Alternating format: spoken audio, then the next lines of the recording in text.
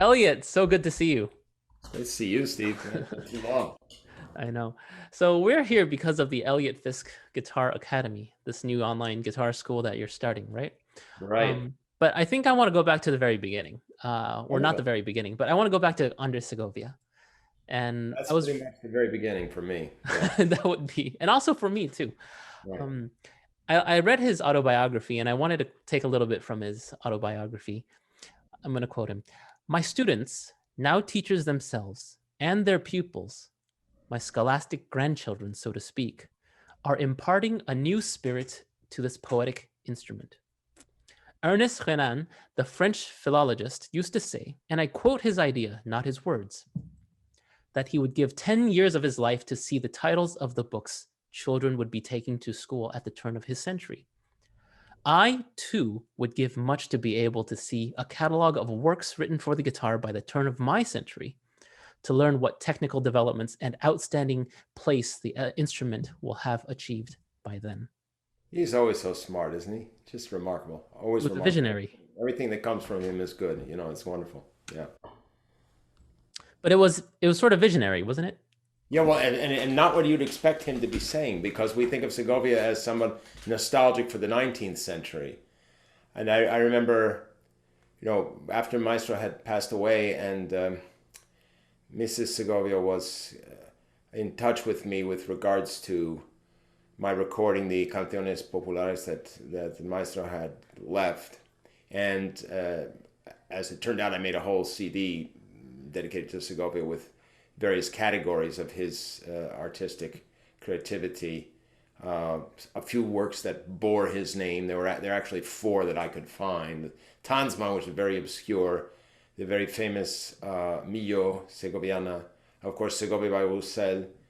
And then I ended the CD with the tonadilla that Mario Casanova Tedesco wrote based on his assignation of pitches to the letters in Segovia's name. So those were like the four pillars, and between those I stuck categories. So I remember the CDs. I think I had the transcriptions, and then I had no, I didn't. I had the Canciones Populares, then I had the transcriptions, and then I had some original works of Segovia's, mostly little studies and things like this, sort of showing three avenues of his work. But I remember Mrs. Segovia always saying, "What? But I don't belong to this century. I belong to the past century." And we think of Segovia as the sort of one of the last romantics, one of the last pure romantics. And I think we forget how modern his idea was, just to launch the guitar as a classical philharmonic instrument, and how many years of his life he devoted to doing that, and how brilliantly he did it.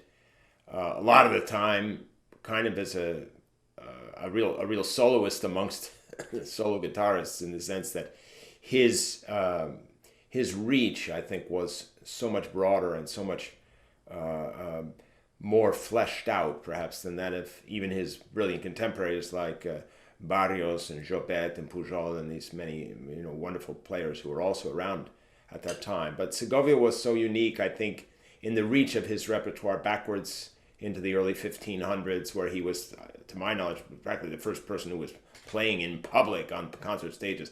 Milan and Narvaez and Mudarra, the early geniuses of the Siglo de Oro, whose work starts 1535, 36, 38, 46, etc.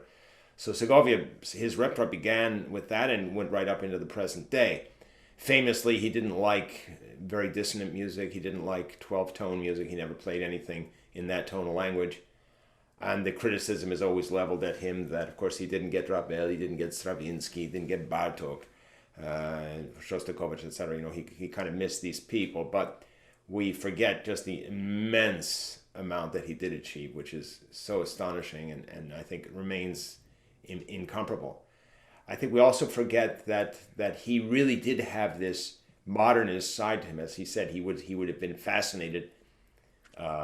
I don't know if he would have liked, Elliott Carter's changes and Berrios' sequenza and some of the pieces that we now play, but I think he would have been intrigued. I remember the last time I really played for him was probably at that infamous contest in Leeds, where one of the required pieces was the Britten Nocturnal.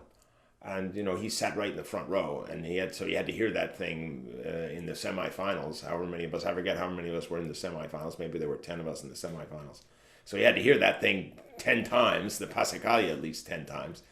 And of course, Britain is not exactly the most dissonant, the most radical modernist. Quite the contrary. He's a very classical modernist, I think we would say. But he certainly dealt with that with very good grace, and so I think that it's interesting you recall that comment from the autobiography. Of course, we all know the autobiography stops around whenever, 1920, 25 or something like that. It doesn't even really get into the Paris years, which would have been so interesting to have known about when Segovia was going in and out of Paris, which was just at that time in history such an incredible metropolis. Certainly for the arts, I don't think there's ever been anything like that kind of a collection of brilliant people from every part of the artistic world, whether it was the Ballet Russe and Diaghilev and Nijinsky and Stravinsky, that whole crowd, or the literary crowd. So many of our American writers were in Paris, especially our African American writers who had to flee their country because of the horrible racism and persecution, and who found a home in Paris where they could have a normal existence. And other writers such as Henry Miller and Anaïs Nin. I mean, these people that were floating around there, it's just astonishing. Let alone Nadia Boulanger and the whole Fontainebleau thing. It goes on and on and on. So he was able, just by coming through Paris, to meet all these composers that he worked with for the decades thereafter. I mean, starting, I think that the first one who responded to his call for the Philharmonic composers to write was Moreno Torroba. I think this was the first one, but soon followed by Turina, and of course his beloved brother Ponce, Casanova Tedesco, Tansman. I think all these people were there as young people, studying and sort of cross-fertilizing each other's imaginations and creativity in a wonderful way. And recalling that, I think that period for me was always an ideal that to which I wanted to aspire. And actually, years ago, when the internet was just sort of coming into fashion, I had this vision of playing concerts out of my living room, and I had the illusion. I said, well, I want to find 1 million people in China, and have 1 million people in China subscribe for $1 a year, and I'll play 5 concerts out of my living room, and I won't have to go to the airports anymore. I won't have to stand in security lines. Well, I kind of got my wish, but with a little bit less volume as far as the number of subscribers. But I had this vision a long time ago, and there's nothing unique to me having the vision, because I think artists we've always, all of us think across barriers. I think we all kind of have that perspective that you have when you're up in an airplane and you can't really see where one country dissolves into another. These frontiers that have been drawn up by nation states and due to the ambition and greed and power hunger of the elites, those boundaries, I hope, will become increasingly irrelevant. Even though we hear all the talk now about a terribly polarized world and everybody's supposed to hate each other, I think there are also plenty of wonderful signs of people coming together as inhabitants of the earth, and not with regards to national origin or ethnic group or any of these other famous divisions. So this, in a way, was pioneered by Segovia, because he was such a universally beloved figure, across all kinds of continents. In the 1980s, I was playing in Chicago, and it so happened that Max Roach a great drummer, was playing there with his group. And I went and talked to him afterwards, and he was so lovely and so kind and wonderful gentleman. And he said, well, Andrés Segovia was the guy who inspired me to form my band, really, and they gave me the courage to do it. Segovia had this astonishing reach, and his personality was so special and unique and riveting. And to this day, now that we can get all kinds of videos and films and things, and we can have access to things that when I was a kid, I mean, if I wanted to hear Segovia, of course, I listened to his recordings for hundreds of hours, and I had his editions. But many times I would go to the concerts, and I'm sitting out in the hall with 3,000 other people. and I'm maybe 100, 200 feet away from Segovia. And so I really can't see his fingers. So I have to, when I hear him make changes in the music, which, as you know, he did right up into his 90s, when I'd hear him make those changes, well, I had to remember them. I had to go home and write them down, or in some way capture them, by ear, having heard them once. It's not like you go back to the YouTube video and you can replay it 15 times. No, one time. So since I knew his repertoire very well, I could hear all these wonderful little changes that would occur to him, and that kept occurring to him into his 70s, 80s, even into his 90s. I heard him play in Cologne, one of the last great concerts I heard him play. He was into his 90s, and he played the Sonatina by Moreno Torroba, which is one of the first big works written for him. And in the final movement, in one of the arpeggio sections, he made changes. He made changes in the slow movement. And so after the concert, I went to my friend in Cologne, who had at the time a wonderful guitar store, Heine Fieldman. I said, Heine, let me have the music of the Sonatina. I want to write down the changes. So this is the way that Segovia inspired us. And so with our little guitar academy, I hope we can try to continue in this spirit, linking people together from all over the planet. As you know, my students certainly come from all over the planet, and trying to create what Robert Schumann many years ago called, the Davidsbündler, the by which he meant the Band of David. Basically, he of course spelled it out in rather austere terms. The Band of David against the Philistines, which it's easy to feel that way, but I don't think we necessarily want to consider everybody who doesn't know anything about classical guitar to be a Philistine. But certainly, the Band of David is a nice idea. People who are devoted to a really just and worthwhile cause, and who knows how far we can take it. But I think it's a wonderful way to combine the modernity of modern technology with this great tradition that I have the good fortune to inherit from Segovia, but also from my other tremendously important mentor, Ralph Kirkpatrick, the great harpsichordist and scholar. And of course from the disciples of Segovia like Oscar Ghiglia, Alirio Diaz, with whom I was also privileged to work, and who inspired me so much and still inspire me.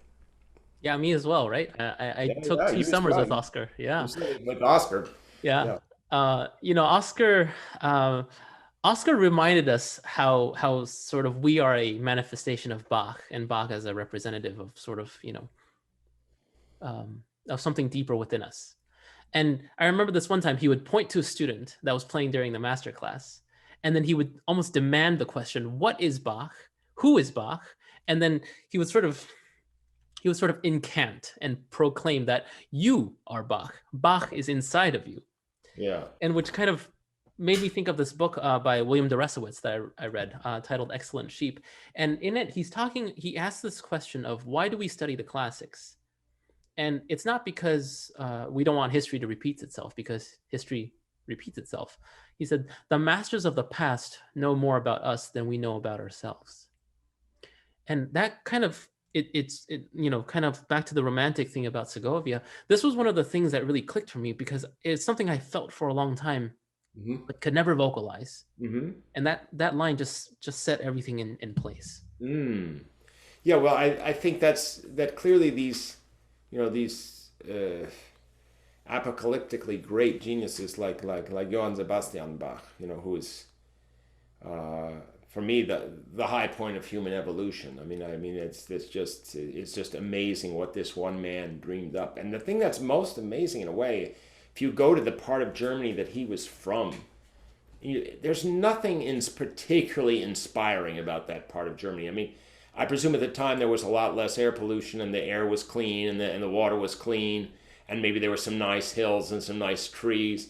The weather couldn't have been great, I mean, there wasn't any indoor plumbing, I mean, there was candlelight. It's no wonder he went blind, at dark, I guess you have a bunch of candles and you try and see as best you can, but he's copying music. I mean, this was attributed to being one of the factors of his going blind at the end of his life. And of course, at the end of his life, Bach tried to do a couple of eye operations. So you can imagine an eye operation in the year 1750. I mean, that's just a horrifying thought. Yeah. But evidently, it was the consequences of the operations that really killed him, because he was built like a German oak. I mean, he was just this indestructible force of nature.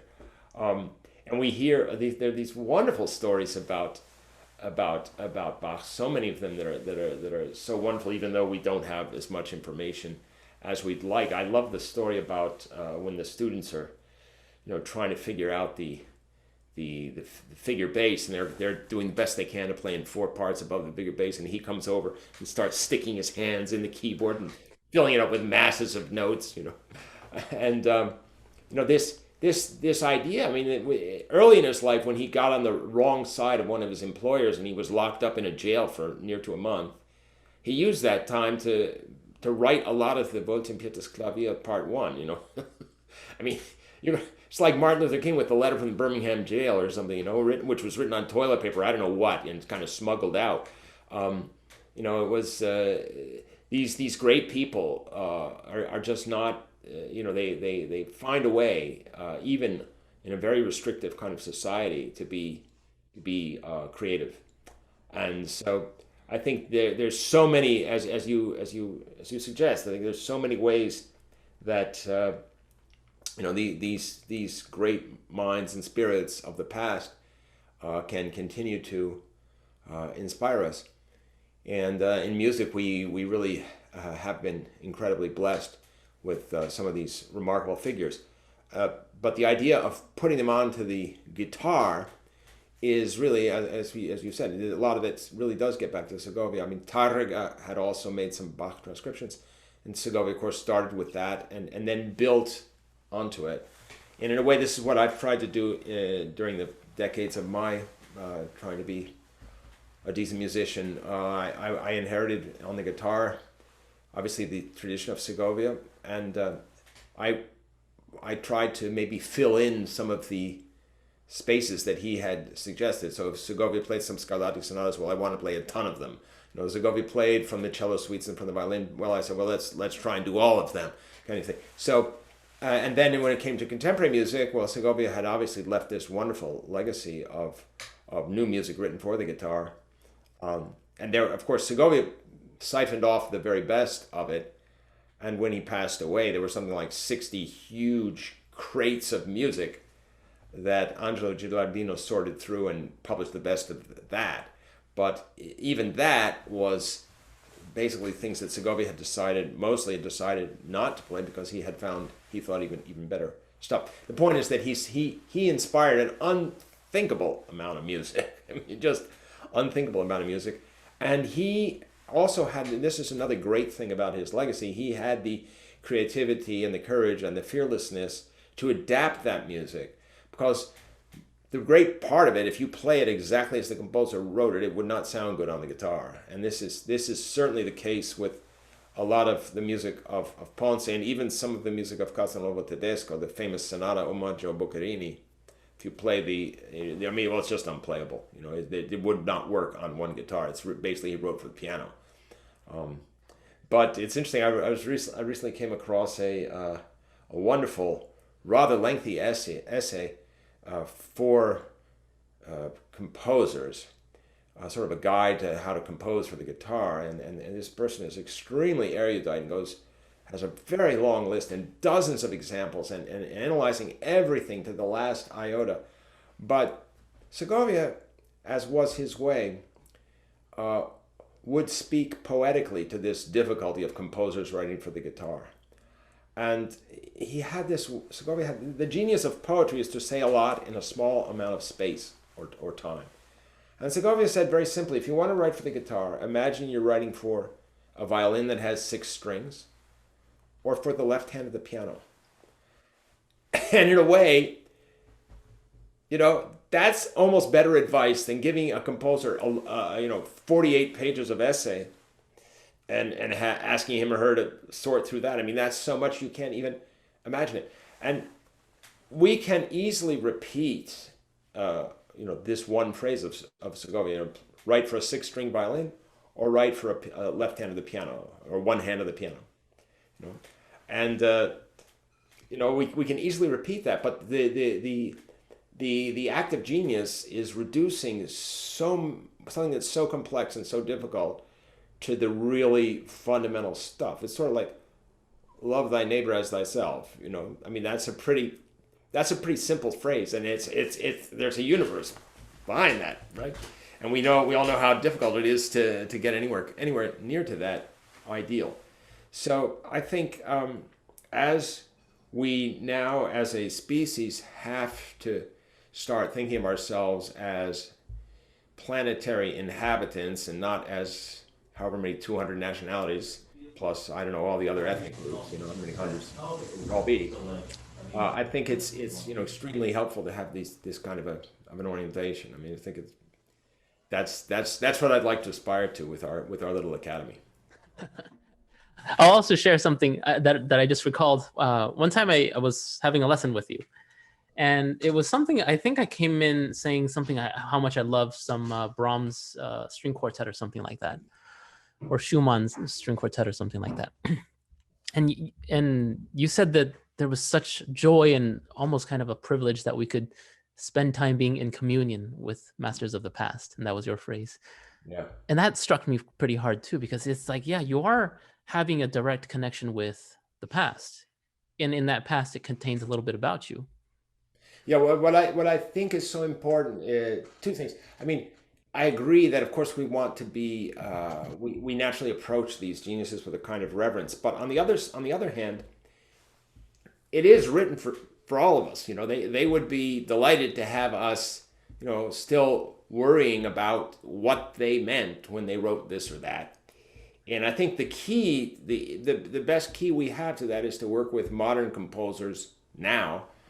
And I think a very common mistake of interpreters is assigning a lot of, perhaps in a way, too much weight to little details and maybe not enough weight to other kinds of details. For example, in the case of Bach, we have certain works where some of the accidentals are debated. Is it a sharp, or is it a natural, or is it a flat, or is it a natural, or whatever? We can get into rather furious discussions with colleagues as to what's right and what's wrong without really being able to prove it. But we have some remarkable cases where Bach himself made 2 or 3 versions of the same piece, and we see that he varied it. And he didn't just, I mean, obviously if he was turning a solo violin piece into a keyboard work, obviously he's going to fill it out, he's going to put chords, he's going to put ornaments, all that kind of stuff, and jazz it up, fill out the harmonies. Of course, this may be right, like in the case of the A minor violin sonata 1003, when it turns into a keyboard piece and it gets transposed to fifth to D minor and filled out and all that. Of course, the fugue is really quite fleshed out. And the last movement has relatively little. So he could go either way as far as doing a lot or doing not so much. But one thing that's really interesting, if you look at the famous fifth cello suite as opposed to the lute version, again transposed to fifth, harmonies added, ornaments added, but you can't get more different than ending a movement with a major chord, which the cello does in the prelude to the fifth cello suite, or ending in a minor chord the way the lute version does. So and those are both Bach manuscripts. So we see that Bach himself could react differently depending on the context to his own music, let alone when he kind of paraphrases the saraband of that suite, and it ends up in the end of his life as the Et incarnatus est in the B minor Mass. So he has it in 3 different keys. He has it on the violin, on the cello rather, in C minor, has it on the lute in G minor, and the Mass he has it in B minor. Very, very interesting developments, and these are all, of course, out of the mind of Bach. So I think that this is a lovely example as well, is that I think the composers would want us to be actively involved in the music. This happened to me when my first years in Salzburg at the Mozarteum, when I was just professor there, and I was very good friends with the legendary violinist Ruggiero Ricci, who was a great inspiration to me in many ways, obviously preparing the Paganini Caprice CD, but many other things. He was the first one who mentioned to me, he said, you know, George Rochberg has 50 variations on that 24th Caprice, and you really really ought to check that out. So, well, it just so happened I was just starting to work with George. He'd written two big pieces for flute and guitar. He was about to write another big solo suite for me. And finally, he wrote I think he wrote a total of 4 major works for me over the 2 decades of our intimate friendship. And George was known as this. I mean, he was difficult to please in his music, and he was a stickler for what he wrote. But when I started to play the Caprice variations for him, I made all kinds of changes, a very sort of Segovia style. I filled out chords, I added ornaments, I did this, I did that. Every possible technique that I could imagine on the guitar, since you have 50 variations and 78 minutes to do it in, I introduced. And he was astonishingly approving. He loved the idea, actually. And I had really transformed a lot of the pieces.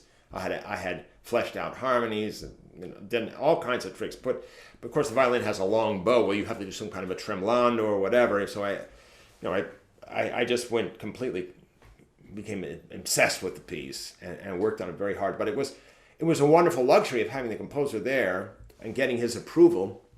But the interesting thing was how often he approved of rather significant changes, you could say. So that gave me a lot of faith in the quality of my ear for composers. Not to say that I could be sure that Bach would like what I do with his music, but by analogy, I could learn a lot. And of course, I was lucky in my work with composers that my first day at Yale, I was sitting under a tree on the old campus playing the Bach Chacona, and probably the first person I met in my day 2 or 3 at Yale was Robert Beaser, who happened to walk up. And of course, Bobby's written many masterpieces for me over the years. And the first one was, in some ways, truly remarkable because it's an 18-minute through composed piece in a dissonant language that he hasn't hardly written in since. But at the time, he was very much kind of coming out of the Elliott Carter tradition. And so this is an extended work called Canti Notturni, which I'd like to go back and play and teach and everything else. But this is his first work, and it's 18 minutes of music through composed. I played it when I did my Tully Hall debut in 1976. That's 100 years ago, and and that was a wonderful education as well. Again, he was one of these composers that had such a terrific ear that he wrote with unbelievable precision, and there were actually relatively few changes that had to be made. The changes that had to occur were basically I had to up my game because he had written some really complicated rhythms and had written in a very advanced style. And so ever since then, he was really my teacher when it came to adapting contemporary compositions to the guitar. And I'd play to him many things. He'd say, "No, I don't like it. I don't like the A," or "I don't like it." Like I had filled one thing out. I said, "No, I don't like that note. I don't like." He would always, "No, I don't like that." Whatever. And then sometimes, especially in the case of the concerto, which is such a magnum opus, such a humongous work, that's where we really worked a lot together. And I'd suggest things to him, or I'd improvise some little something, and he'd like it, and then he'd of course really turn it into music. But the collaboration that we had was so scintillating, and in fact, your contemporary at NEC, Jérôme Mouffe, wrote his doctoral work on the Beaser Guitar Concerto and on our collaboration as interpreter and composer. And he was right there, and sometimes he was right there when we were actually creating the piece. So this again is something that probably my relation with Robert Beaser's analogous to Segovia with Ponce, the tremendous friendship over decades, and this really intimate collaboration between performer and composer.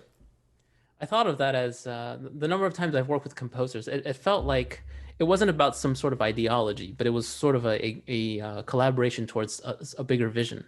Yeah, I think this is a wonderful thing, And this, for guitarists, is extremely important because our instrument is so labor intensive. You know, on the guitar, you play some notes just with one finger on this hand, or just with a hammer on or pull off here, and some you even need three fingers, like the artificial harmonic. You need three fingers to make a note. This is plucking, this is stopping the harmonic, and this is stopping it here in octave or wherever it is different, right? So on the piano, it's unthinkable to use three fingers for one note. And it's also unthinkable that let's say one note could be, if you take the open top E string, there is open on the top string, 5th fret, 2nd string, there is 9th fret, 3rd string, 14th fret, 4th string, harmonic on the 7th fret, 5th string, harmonic on the 5th fret, bottom string, and if you get into trick fingering, it's even more. So you have at least six places that any guitarist would know as far as playing one single note. And so when you start thinking of those as possible orchestrations, you have a complete hornet's nest of possibilities. And that makes our instrument extremely complicated. And it's even aside from that, this left hand is something like a cello, and this is something like a harp. And the I think the hardest thing on the guitar is really just two notes on one string. Two notes on one string. If you can do that, you can play the guitar. But getting those perfect is so very difficult. And again, to come back to Segovia, one of the reasons I always advise people to practice the Segovia scales is because the choreography of the fingerings is so extraordinary in both hands, and because it really forces you to totally concentrate on this lining up the hands in a perfect coordination. You know, that the split second coordination that has to be exactly right in the two hands is really an extraordinary thing. And people will argue, say, well, I've never used those Segovia fingerings in a piece. And I said, well, Segovia hardly ever used those fingerings in his own editions, you know. But they're not, the Segovia scales aren't thought of as necessarily fingerings that you're going to use in a piece so much as they are kind of a sort of a fundamental encyclopedia of guitar wisdom. And of course, you can do so many things. You can do rhythms with them. You can do speed bursts with them. You can do repeated notes. You can do all kinds of different accents. There are a million ways to play creatively with the Segovia scales. And one of the things I think that's super important in everything we do is to be creative, to give some room for our fantasy, so that we can practice getting ideas while we're playing. So actually, when you play technique, people think of it as kind of sort of a drudgery, and in a way, there is a sense in which you just want a certain automatic responsiveness from the instrument. You know, I remember you when you were running the Guitar Festival the first year, and you were sitting out there running the Guitar Festival, playing scales while you were talking to people, and then you went and won the first prize in the contest, which we did not fix for you. You just won it along with Joe Williams. You know, it was a wonderful way to start our contest in the years where we had, you know, the real significant contest. But so there is something to be said for, you know, developing this sort of almost, I don't want to say mindless, but an automatic facility with the instrument. I don't want to downplay that too much, but there are also wonderful ways of just being creative. You know, you can cross graph all kinds of different parameters across the Segovia scales and really learn something. In addition to adding a few more right hand permutations, you want to get the little finger involved, or for example, Segovia's last pattern, which is I-M-A-M-I-M-A, can also be read backwards, which is tremolo, M tremolo. So A-M-I-M-A-M-I. And then if you graph these three fingers and start doing all the permutations, I think that's very helpful. So I prefer to give students a bunch of ideas rather than to write out 1,000 permutations. I prefer to count on the student having the brains and the creativity to figure his or her own permutations out. It's that old thing, rather teach somebody to fish than give him a bunch of fish, you know. Yeah. And so that's as you know, that's fundamental to my teaching. and the way I try to work with pupils. I was very lucky because in 2003, 2001 to 2003, and then 2005 to 8, that was when I was studying with you at NEC at New England Conservatory, and I was very lucky at the time because I had a second teacher named Grisha Goryachev. Yeah, we all And did. and and there was one time when Grisha and I were in the practice room, he said something like, "You do scales because you need to learn how to coordinate your fingers," and that just struck lightning in my head. I was like, "Oh yeah, that's why I do scales." And then to your point about this creativity, that's always what I thought about what was creative in classical music, because the sort of unenlightened criticism of classical music, oh, you're just repeating the notes on a page. But it's a kind of a high level problem solving, especially as the repertoire gets more complex. And so the way you get from one note to the other, I think that's where the creativity lied. Oh yeah. And I remember this one time when probably one of the first instances I got validation from a teacher was Frank Kuntz, where he was preparing his second edition of the Bach, his Bach edition. Yeah. And in the 1001 fugue, at the end, that little slur run, I had a completely different fingering because people would always do it linearly, but I did it across two strings with one slur. Yeah, and I played it at a competition, and then after the competition, he came to me and said he slowed me down and asked if I could do it again slower, and then he wrote it down. yeah he wrote it down. He wrote it down here. Yeah. So that was the first instances where I thought, oh, this is the way it's problem solving. It's high level problem solving on the instrument. And it depends, of course, the reason. There are two things. First of all, everybody's hands are a little bit different. So obviously for someone like me, a big stretch is not a problem. So I'll do things out of extensions that other people, like say Pepe and Angel Romero, they will tend more to do this. Or Julian Bream did more this, whereas I would do it out of one hand position, easier for me, And so the richness of having a lot of people playing an instrument is there are many good solutions. There are even more bad solutions, but it's not like we're looking for one good solution. We're looking for that's why when I teach students, I as you know, I don't insist on people following my fingers because my hands are too atypical, for people to necessarily want to follow everything. Because so I think it's a wonderful thing about Segovia's editions. Also, a remarkable thing, he somehow had the perfectly classical hand, such that his fingerings really would work for practically anybody. You don't have to do them, but if you do them, they will work. And they'll work for almost everybody most of the time. And even when he does things that seem awkward, you understand why he does them, because he's probably doing that because there's certain tension in the passage, and it's all right for you to have to work a little bit to get it, because there is musical tension in the choreography. You called it. The difficulty translates into communicating the sense of the music. Yeah, you called it choreographing. Choreographing. Well, that's what it is. I always say that the 10 fingers are 10 ballet dancers. Even the two thumbs. Even this thumb, which is never talked about in fingering or teaching technique. This thumb is doing all kinds of things to support the dancers. In the same way, in classical ballet, let's say it's usually the man holding the woman up. Nowadays, who knows, it might be the other way around. But in classical ballet, the man is holding up the woman. And this thumb is doing all kinds of things to enable these dancers to dance. And then, of course, they have to be, this is the whole corps de ballet, you have everybody doing things, special things. So we are the choreographers of a big ballet company. We are also the conductors of a big orchestra.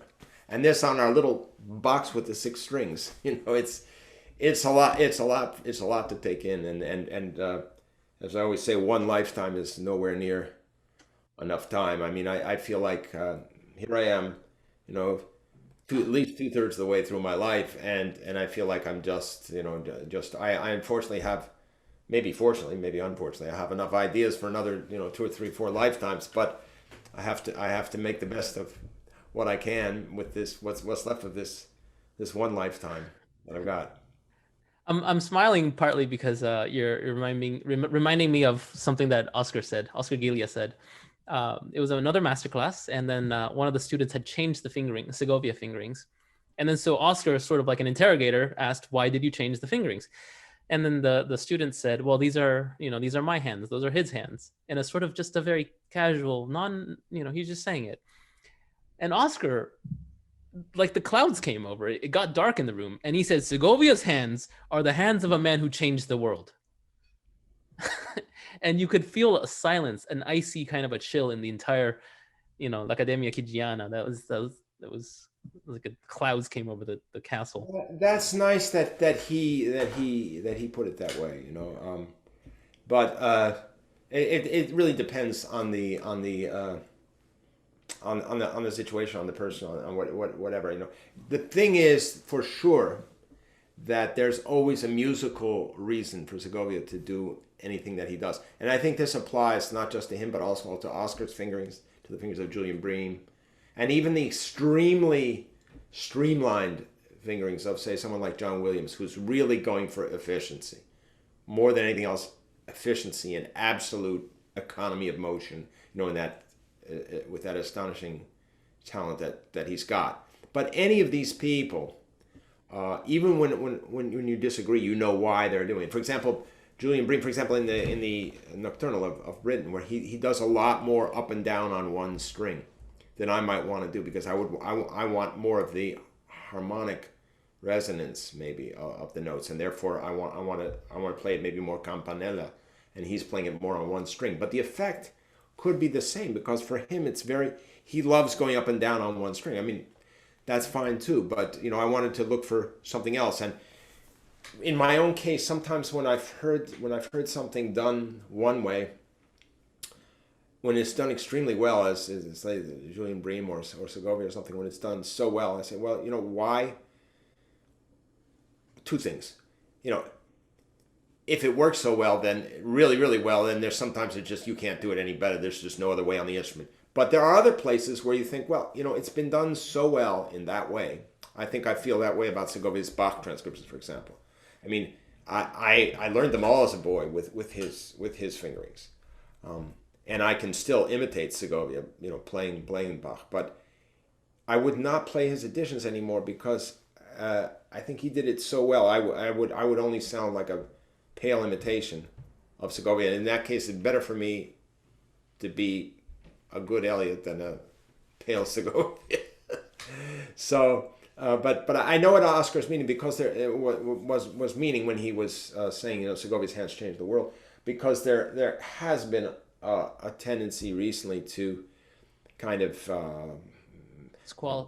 look down there, and people look down their nose at Segovia. This was silly old man or something like this, and we know better now. And a lot of times people don't. I had a little bit the same reaction sometimes when I hear people playing the Mountain Songs by Robert Beaser for flute and guitar, and I understand some of the stretches are not doable by other people, but a lot of the places where I went to such care to orchestrate on the guitar with the fingerings, and people just basically reduced everything down and just play it down in the first position or something. Well, yes, but maybe not. like Barbara Allen, right? Yeah, that's a very good example. That's a very good example. Yeah. Which I mean the fingerings are really orchestrated in there, and I mean, I don't say people have to do them, but there's definitely a musical intent to them, and they were definitely created, really under the nose of the composer. So yeah. So Eliot, we got a little bit far away from the Eliot Fisk Guitar Academy. Do you want to say a few words, because we're right now in the sort of the beginning stages, and one of the things I loved about it, you can comment on it, which is this is some way, even more than the festival, I think, even more than the Boston Guitar Fest, how a lot of us, your current and former students are coming together, I think, in a far more collaborative way and far more collegial way. Yeah, no, you got it. That's basically what I wanted to do. I wanted, in my own sphere, I wanted to not just unify my past and present and future American-based students, but also to try to bring more than I have been able to do in the past, try to unify that community with the probably even bigger community of my Mozarteum students from Salzburg and people that I may have, crossed paths with in master classes, whatever, around the world. So just trying to, bring everybody together while I'm still around to, hopefully serve as some kind of a connective tissue. And I wanted to also expand on the thing that we actually, I think, achieved remarkably with the 2020 Boston GuitarFest, where the pandemic forced us to go all of a sudden online, which we had to pull that together in about 2 months, and we had never done anything remotely as ambitious as that.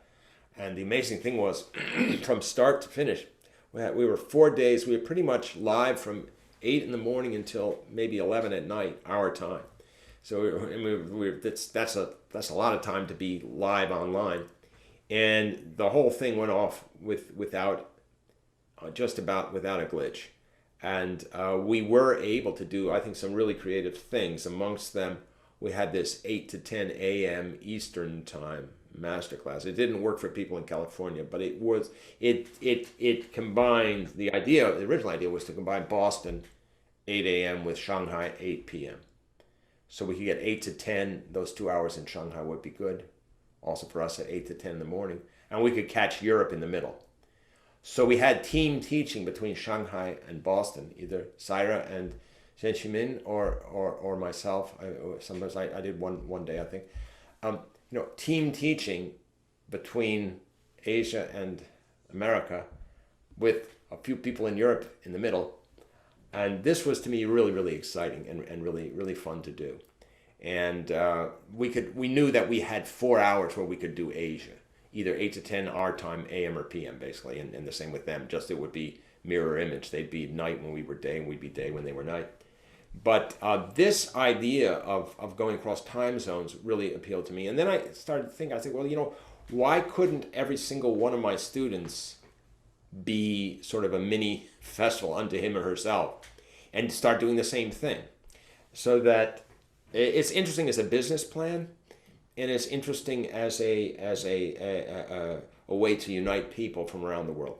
So that's really the aspiration, and we've got a lot of legal hurdles, we've got a lot of organizational hurdles, but I think that the basic idea is great.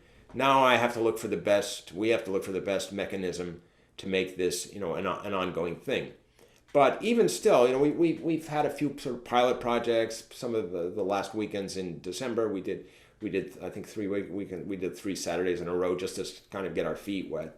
And now we're in the process of getting the nonprofit status for the Academy and trying to figure out how we deal with all the international issues and the legal issues and this and that. But I think the idea is sound, and now we just need to keep going and keep welcoming new people, new ideas, and all that. So let's hope, as Dante says, la navicella del mio ingegno, as he says at the start of Purgatorio. He says the little boat of my imagination, or of our imagination, of our creativity, our ingegno. You could translate a lot of different ways. La navicella, la nave is the boat. Navicella is little boat. La navicella del mio ingegno. The little boat of my fantasy, my imagination, my inventiveness, whatever it is. So that's where we are, and we hope that we can realize some of our dreams and get everybody sort of excited and everybody in touch with one another, and become a real forum for the free interchange of ideas and trying things out. And not pretending that we're always going to have the solutions to absolutely everything. Eliot, that's beautiful. Great. Let's close it by let's have I have a question from sort of the audience. Okay. Let's take this one. Demetrios asks, "What's your most memorable music experience? Not just the guitar." Well, some playing, and some I think there are a lot playing. And as far as being in a concert hall and hearing something in a concert hall. If I had to pick one, I would probably pick a solo piano recital by Emil Gilels from about 1978, when I was just starting my career in New York, and I was up in the top part of the old Carnegie Hall before they did the renovation and drove all the ghosts out. And Emil Gilels came out. I still remember the program. He played a very obscure early suite by Schumann, Opus 30 something. I don't remember what it was. Then he played the Moments Musicaux by Schubert. Incredible, incredible. And the second part, he played the B flat minor Chopin Sonata. And this was really something indescribable. This was to me just, it was basically just walking into heaven and being there. I think of everything I've heard, that was to me the most. Gilels had an incredible communicative power. You know, he was a romantic, and he had a sound on the piano like I've never heard before or since, and an astonishing musicality. He was as a person. If you went back to speak with him, he was very.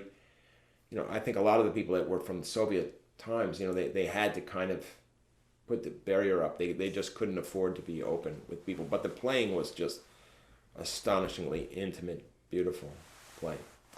And then playing the guitar, well, I hope many times, sometimes with people around and sometimes not with people around. But now, of course, we've been without actually being in a hall and feeling other people. You know, in the hall, what makes a performer is later on in human history, or maybe now already, they'll be able to, describe chemically what happens, that you sense certain, whatever it is, electric waves or whatever it is that's coming out of people. You sense that when you're playing, you feel the audience, and you know you have to do a certain something in a certain way, and it comes to you in the moment, and you react to that. And that's I think we all worry a little bit. It's going to happen when we finally come out of the pandemic. We're going to kind of have to learn to walk again as performers, because we're so. I mean, none of us has ever gone in a whole year without playing a concert. And then pretty soon I'm coming up to the 1-year anniversary of the last live concert I played.